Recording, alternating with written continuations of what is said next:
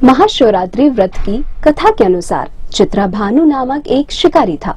वह एक साहूकार का कर्जदार था, लेकिन वो साहूकार का ऋण समय पर न चुका सका। क्रोधित साहूकार ने शिकारी को शिव मठ में बंदी बना लिया। संयोग से उस दिन शिवरात्रि थी। शिकारी ध्यान मग्न होकर शिव संबंधी धार्मिक बातें सुनाता रहा और चतुर्दशी को कथा भी सुनी। शाम होते ही साहूकार ने उसे बुलाया। शिकारी अगले दिन सारा ऋण लौटा देने का वचन देकर बंधन से छूट गया।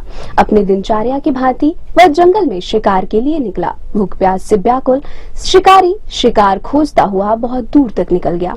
जब अंधकार हो गया तो उसे रात जंगल में ही बितानी पड़ी। वह एक तालाब के किनारे बिलपत्र के पेड़ पर चढ़कर रात बीतने का इंतजार करने लगा। बिलपत्र के पेड़ के नीचे शिवलिंग था, जो बेलपत्र से ढका हुआ था। पड़ाव बनाते समय उसने जो टहनियां और पत्ते तोड़े, संयोग से शिवलिंग पर गिरते चले गए। इसी प्रकार दिन भर भूखे प्यासे शिकारी का व्रत भी हो गया और शिवलिंग पर बेलपत्र भी चढ़ गए। एक पहर रात्रि बीत जाने पर एक गर्भिणी हिरणी तालाब पर पानी पीने के लिए पहुंची। शिकारी ने धनुष पर तीर चढ़ाकर ज्यों ही प्रत्यंचा खींची, हिरणी बोली, मैं गर्भिणी हूँ, तुम एक साथ 2 जीव की हत्या करोगे। मैं बच्चे को जन्म देकर शीघ्र ही तुम्हारे समक्ष प्रस्तुत हो जाऊंगी, तब मार लेना। शिकारी ने प्रत्यंचा ढीली कर दी और हिरणी जंगली झाड़ियों में लुप्त हो गई। प्रत्यंचा चढ़ाने तथा ढीली करने के वक्त कुछ बेलपत्र अनायास ही टूटकर शिवलिंग पर गिर गए। इस प्रकार अनजाने में ही प्रथम प्रहर का पूजन भी संपन्न हो गया। कुछ ही देर बाद एक दूसरी हिरणी उधर से निकली। शिकारी ने समीप आने पर उसने धनुष पर बाण चढ़ाया। यह देख हिरणी ने कहा, हे शिकारी, मैं थोड़ी देर पहले ऋतु से निवृत्त हुई हूँ, अपने प्रिय की खोज में भटक रही हूँ। मैं अपने पति से मिलकर शीघ्र ही तुम्हारे पास आ जाऊंगी। शिकारी ने उसे भी जाने दिया। रात्रि का आखिरी पहर बीत गया।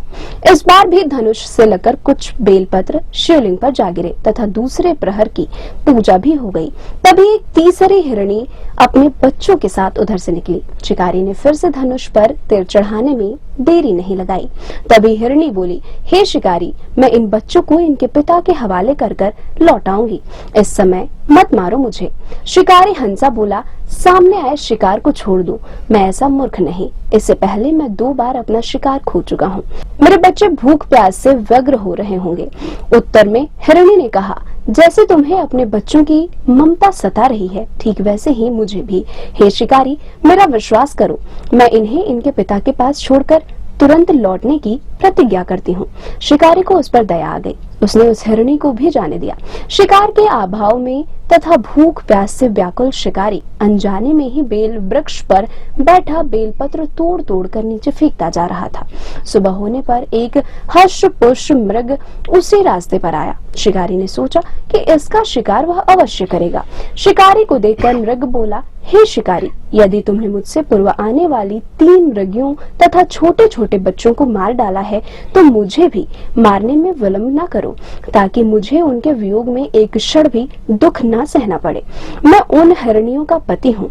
यदि तुमने उन्हें जीवन दान दिया है, तो मुझे भी कुछ क्षण का जीवन देने की कृपा करो।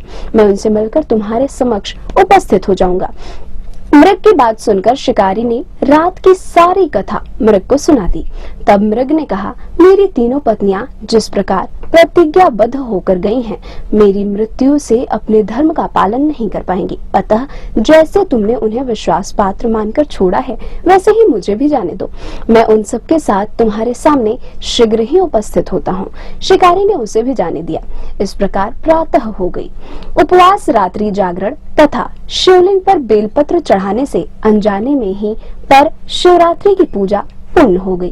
अनजाने में ही की हुई पूजन का परिणाम उसे तत्काल मिला।